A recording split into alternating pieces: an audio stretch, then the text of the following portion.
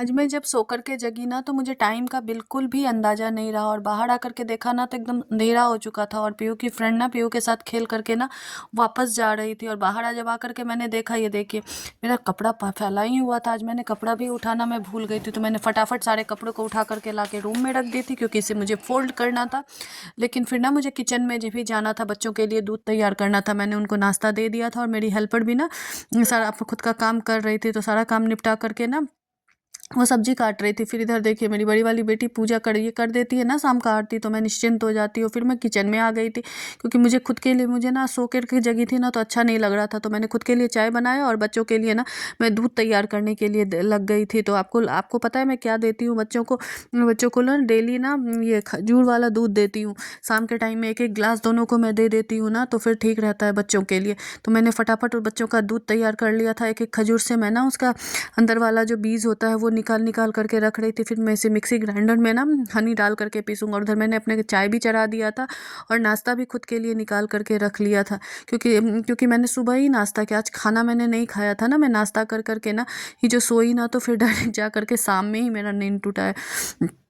और ये मेरा हनी का नया बॉटल था, पुराना वो वाला बॉटल ख़त्म हो गया था ना, तो इसके लिए मैंने इसे खोला और इसमें 3 चम्मच मैंने ना हनी डाल करके ना, मैं चीनी नहीं यूज़ करती हूँ बच्चों के खानों में, मैं हनी ही देती हूँ दोनों के लिए क्योंकि ये हेल्दी होता है बच्चों के लिए।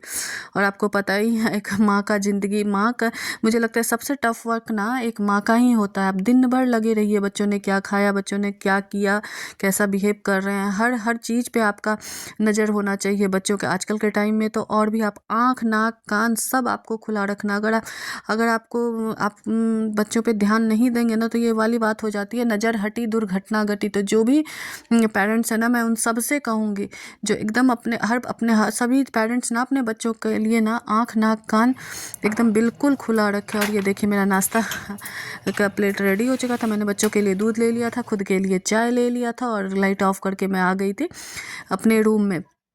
फिर मैंने खुद के लिए मैं सोची पहले मैं बैठ करके ना नाश्ता कर लेती हूँ, क्योंकि फिर अगर शाम के कामों में लगूंगी ना तो फिर मुझे खुद के लिए टाइम नहीं मिलेगा। तो मैंने खुद का नाश्ता निकाला और ये दोनों ग्लास ले करके ना मैं अपनी दोनों बेटियों के लिए जा रही थी जो कि उस रूम में टीवी देख रहे थे।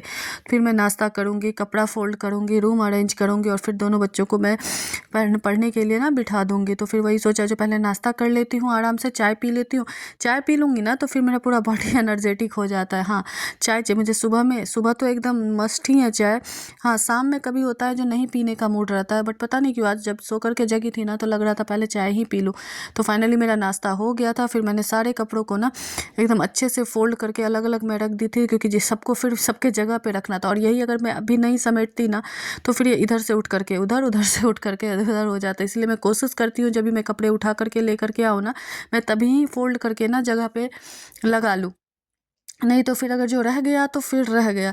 फिर मैंने सारे कपड़ों को एकदम अलग अलग करके फोल्ड करके रख दिया, बस उसे उठा करके मैं सबको उसके जगह पर रखूँ। और ये देखिए सॉक्स में ना मैं क्या करती हूँ ना, एक सॉक्स को ना दूसरे सॉक्स के अंदर घुसा देती हूँ, तो फिर गुमाने का चांसेस नहीं रहते हैं। फिर मैंने सारे कपड़ों को जगह लगा के रख दिया था, अपने कपड़ों को अपने रूम में रखाई थी।